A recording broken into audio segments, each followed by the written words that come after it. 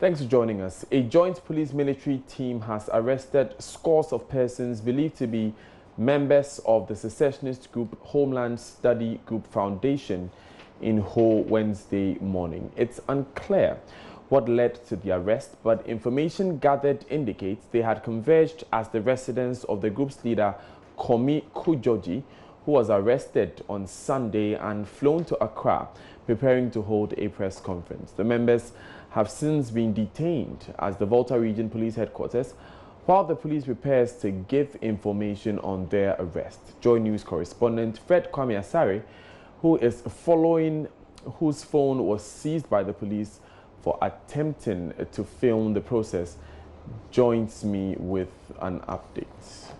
Good afternoon, Fred.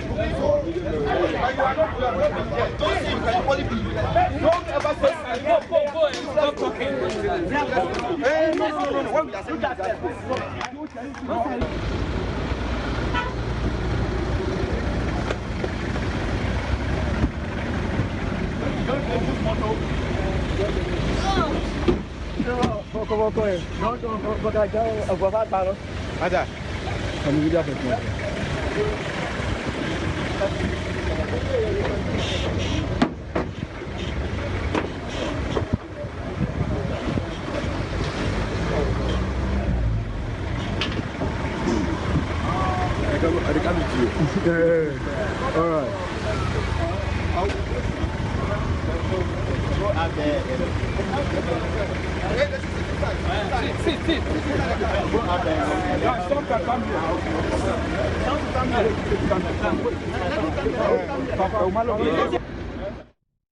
We bring you that interview with Fred Kwame Asare shortly. Now, in the meantime, the Kaneshie police is questioning one landlady whose home was raided last night after a police tip-off which led to the seizure of items believed to belong to the NIA. The items, including registration forms, passports, fingerprint machines, laptops and scanners, were picked up from a house in Kaneshie. No arrest has been made, but the landlady of the house is being questioned at the moment. Joy News' Matilda Wemega is following this story and joins us on the line with details. Matilda, has the police identified the people behind the late night registration? Exactly, Daniel. They have identified two NIA officials who were part of their registration yesterday. They have identified them, but these people, as we speak at the moment, are on the run. So we can't tell where exactly they are, but they have been identified. And then the police, we know, some few minutes ago have been questioning the landlady of the house. But information I also picked from some NDC executives who were part of the meeting with the police and the landlady is that this registration has been ongoing for some time now. Yesterday, when they got the tip-off, they went to the house at Kaneshie where this woman lives. And we are told that even in the bedroom and the kitchen of this woman, these NIA equipment were mounted and people were being registered. One issue that came up, I'm getting this information from NDC organizer Joshua Akamba, and he says information he picked from the interrogation with the landlady of this house is that some of the, NIA said we cannot use the voter register for this process, as you know, it's passport. But these people who have been registered yesterday were using a voter ID card, which is not part of the requirements of this NIA registration. And so a lot of information it's been put out there, but we are yet to speak to the police to get their official standing on this issue. But at the moment, I can tell you that, Daniel, these equipment have been seized and they are at the moment in the custody of police. Daniel. Thanks, Matilda. In a related development, the police has also arrested one NIA official for attempting to register two Nigerians. On the line with us is the spokesperson for the National Identification Authority, Francis Palmdetti. Mr. Palmdetti, Right. Mr. Palmdetti will join us very, very shortly, but Matilda Wemega is still with us on the line. Matilda, do we have any more information about that NIA official?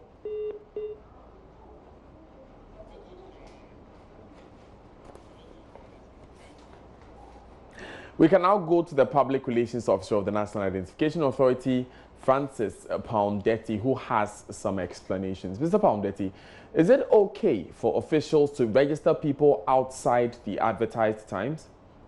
No. The authority has put out in public domain a period for registration between the hours of 8 a.m. and 5 p.m. Now, registrations conducted off-site after 5 p.m. are unlawful and have not been sanctioned by the authority. Mr. Palmdetti, help us understand this. What is the net effect of this crime? Some would say that every Ghanaian will be registered anyway. So what's the real motivation for someone to want to register after hours? I cannot tell the motivation for which one will want to register after close of work, or why an official would lift an equipment into the residence of a private person after 5. The motivation, we can't tell. But what it is the requirements for registration have been clearly spelled out. For persons who do not even have the required documentation, as in the birth certificate or the valid passport, could have a relative who has already registered with a card vouch for them, or two persons within the community who have registered and been issued with a card vouch for them. It could be government workers, public or civil servants, security persons, it could be teachers, pastors, and clergymen and imams can also vouch. You could have chiefs who have been gazetted, the magistrates, professionals, as in doctors, nurses, engineers, architects, etc. So there's a long list, including MPs, past and present, assemblymen, and unit committee members. This long list of individuals, if you do not have a relative who has registered with a card, you would need two of any such persons to vouch for you as being eligible to register, but you do not have any of the required documentation. So everybody in this country who is eligible as an applicant will be registered as long as they bring the required documentation or they have somebody vouch for them. So, Mr. Palmdetti, it's common knowledge that they will spend some 22 days at each center and they have specified times for registration. So some would say that if the population is too much, the 22 days may not be enough. So the officials may want to register people outside the advertised times.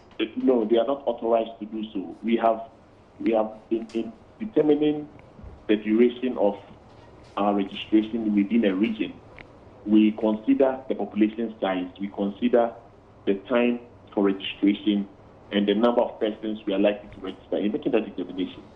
So it doesn't lie within their power as officials of the authority to lift an equipment to some other place under the guise of trying to register more people. It doesn't lie within their power to do that.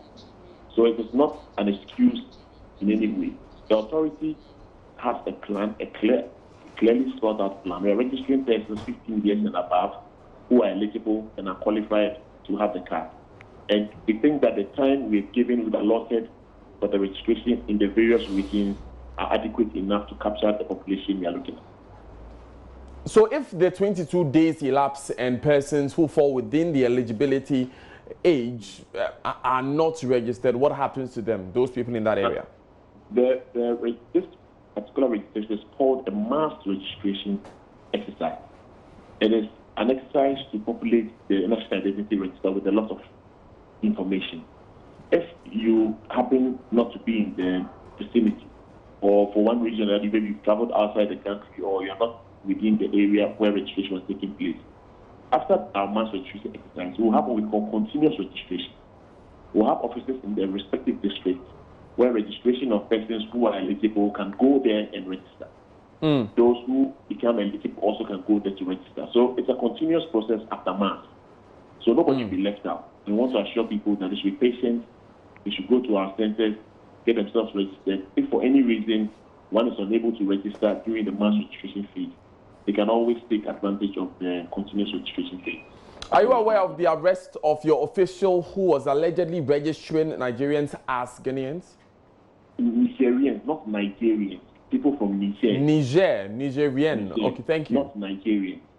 And yes, we are aware of that. This particular official was reported to the police by the officer responsible for the registration center. So in every registration center, we have what we call the chief registration officer. That person supervises the activities of that center. It is the supervising officer who noticed the criminal activity going on with the officer, the said officer involved, and she was the one who reported the matter to the police, and he was arrested. We believe that this is the kind of professionalism we expect from all our officials. We also expect that the community where we are registering, members of the community should own the exercise and be vigilant. If any member of the community thinks that a person is ineligible or is not qualified to register, that person should approach the registration officer and make their concerns clear to the officer. The officer will take the individual through a process called the challenge process. After that process requires certain forms to be given to the said individual who is being challenged, and he has to send one to his village where he comes from. The chief has to work on that. Assemblyman has a role to play. The documents are then forwarded to what we call the District Registration Review Committee, which is chaired by a magistrate or a circuit court judge. Right. On the panel are other members, selected members, a representative of the Ghana Bar Association, the police divisional commander or district commander, a representative from the social welfare, Ministry of Education, the assembly, and the religious bodies and chieftaincy. Okay. They form that committee. They will review the matter. If they think that the said individual is eligible to register, they will inform the authority and will have the person registered. If they think otherwise, we will then not register the said individual. That's the process one is taken through if you are challenged.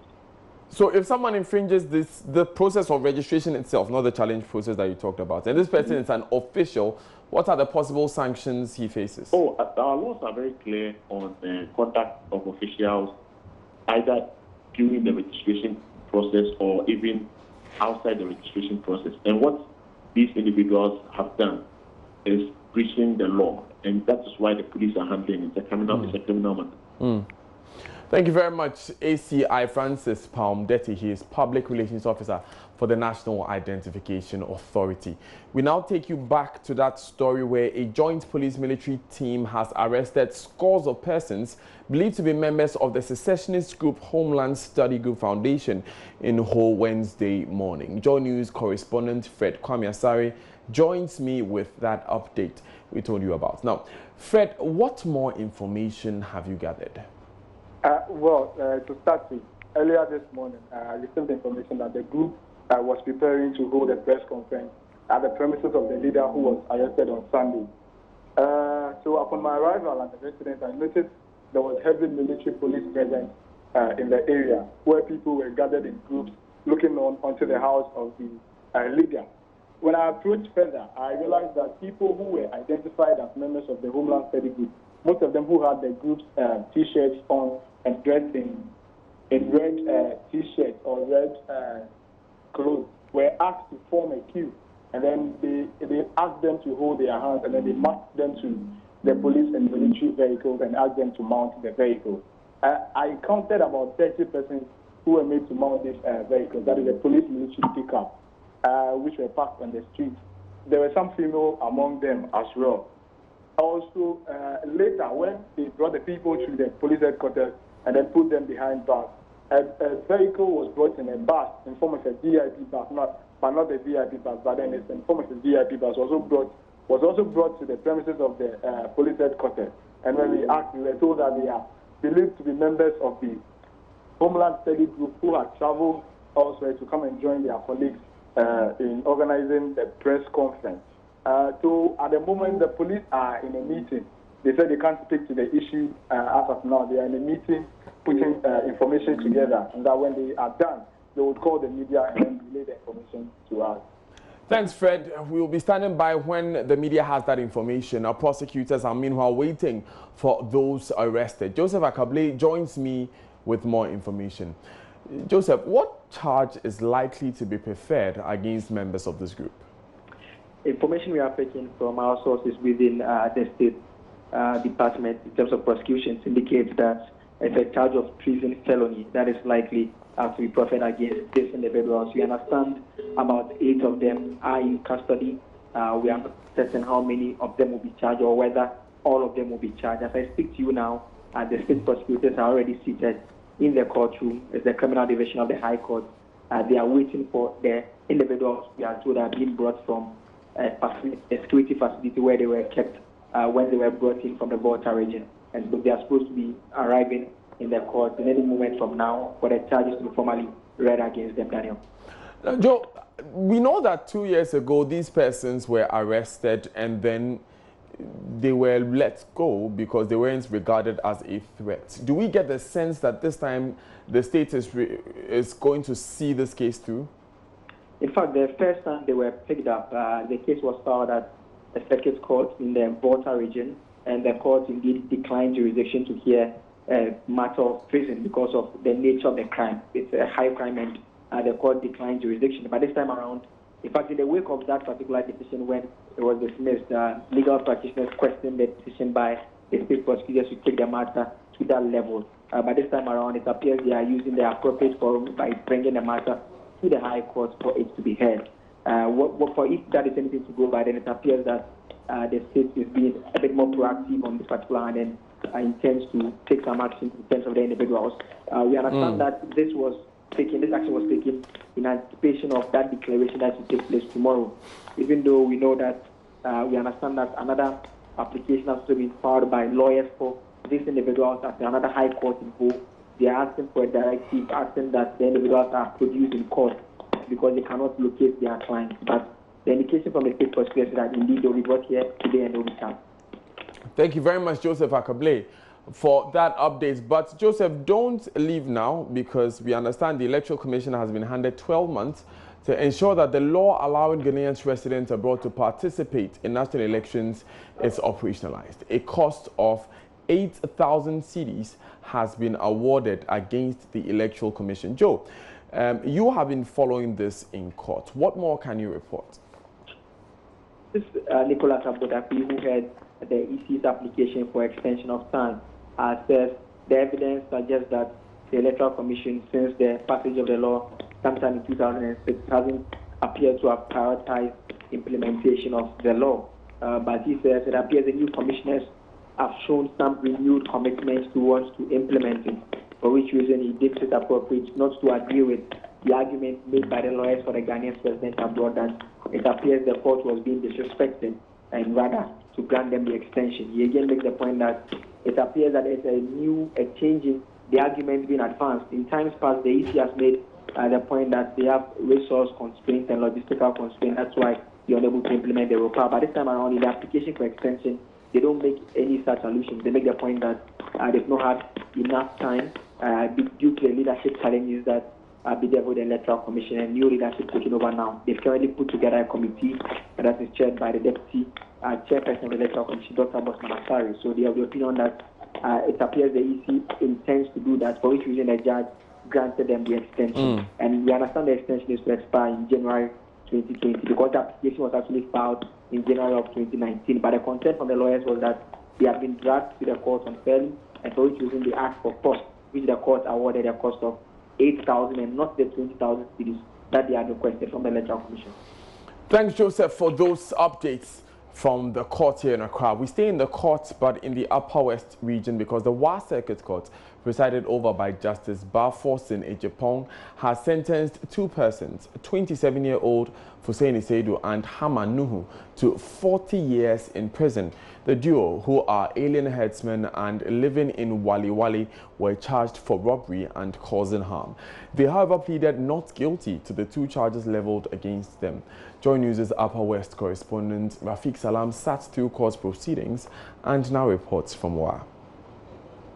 Prosecuting Assistant State Attorney Frank Asedu Nimako told the court that on November 5, 2018, the victim, Abdullahi Amadou, was riding an Nalova Apsonic motorbike with registration number M-18-UW-5908 with Draman Amadou as a pylon from Fancy towards their cottage at the outskirts of Fancy.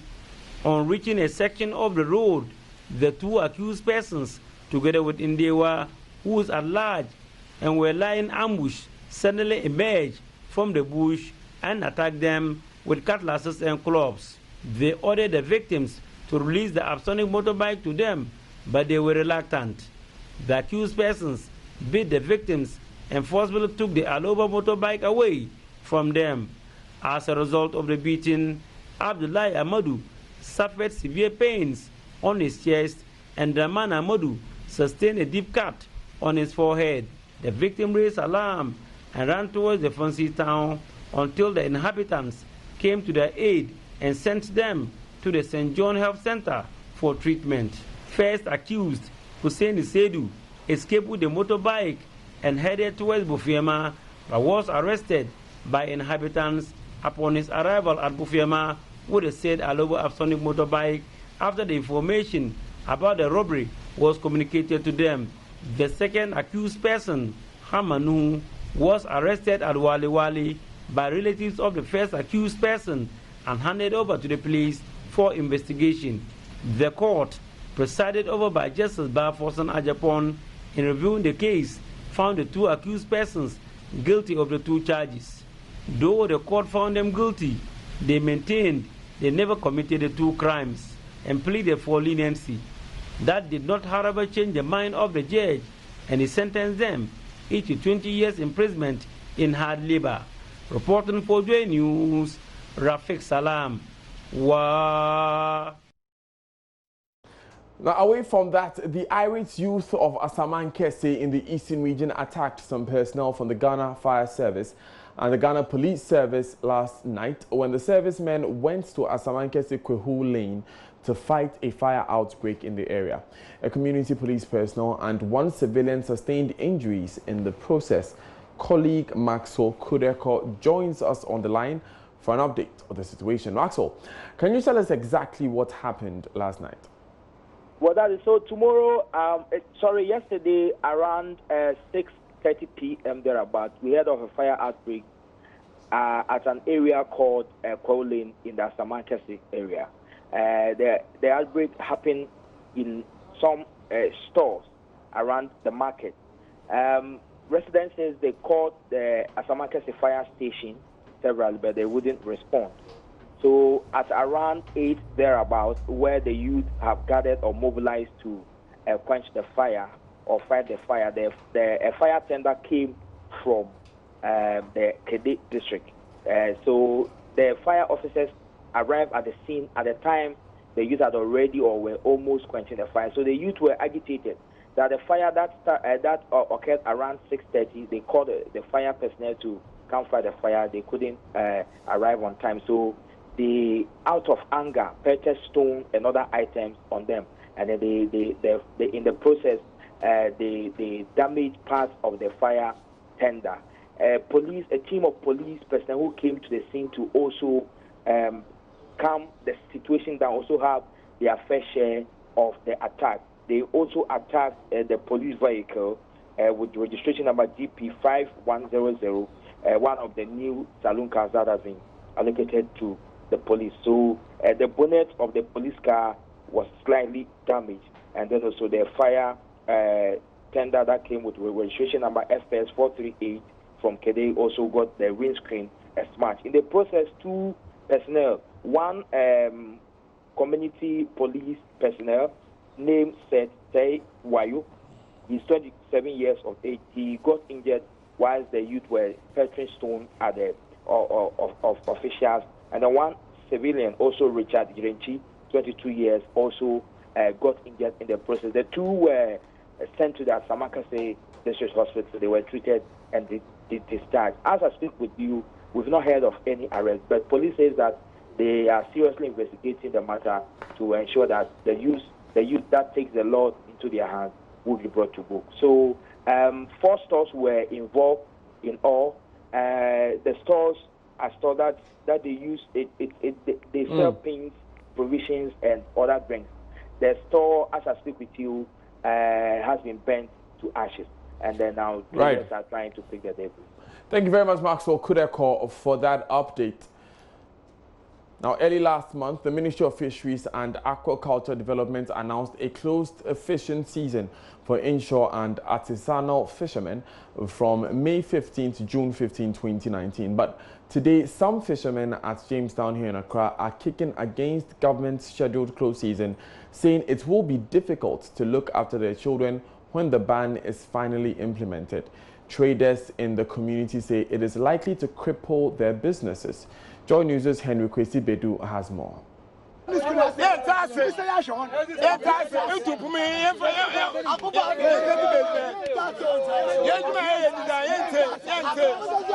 Some agitated fishermen at Jamestown protesting government's planned ban on fishing next week.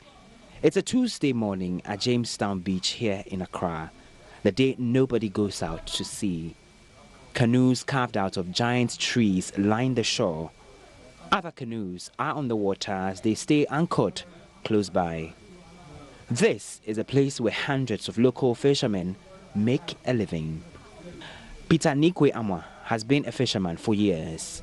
He tells me there's no alternative source of income when the ban is enforced next week. Peter says fishermen at Jamestown have decided to defy the ban and go out to sea.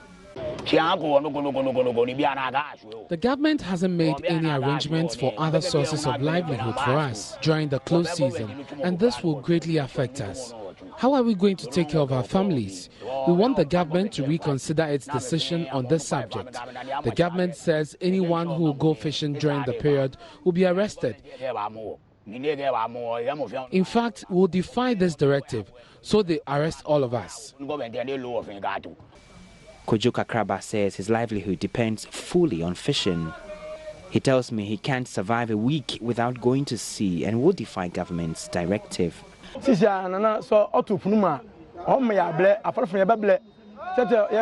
government implements the ban, we will really suffer. All fishermen at this time are working extremely hard to take care of their families.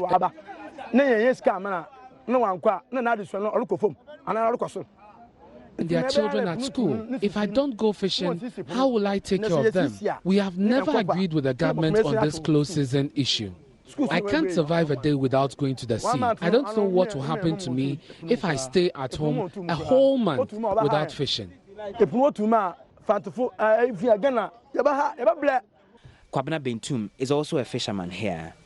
He says dealing with the country's depleting fish stock will require best fishing practices and not through the observation of closed season.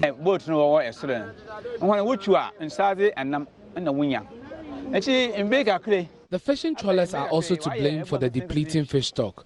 Some fishermen in the country use light and small nets, which mostly catch the small pelagics. Strict adherence to best fishing practices will solve the problem.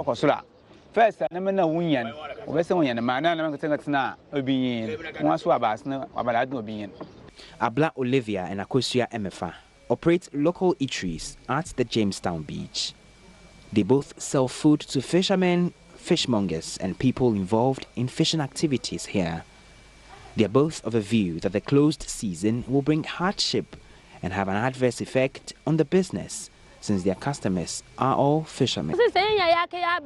I am a mother. My business will be heavily affected if the ban is finally implemented. I sell banku at the beach and all my customers are fisher folks.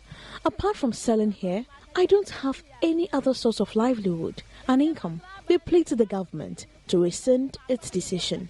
Yes.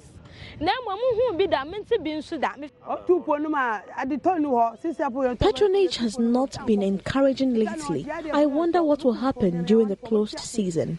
My husband is also a fisherman, so I am very worried. The ban might increase the level of theft in the area.